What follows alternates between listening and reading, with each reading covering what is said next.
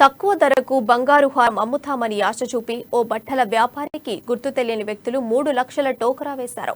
ఈ సంఘటన కామారెడ్డి జిల్లా సదాశివనగర్ మండల కేంద్రంలో చోటు చేసుకుంది. సదాశివనగర్ కు చెందిన ఆనంద్ స్థానికంగా ఓ బట్టల దుకాణం నడిపిస్తున్నాడు. ఈ నెల 14వ తేదీన వ్యక్తి ఆనంద్ బట్టల దుకాణానికి వచ్చి బట్టలు కొనుగోలు చేసిన తర్వాత మాట కలిపాడు.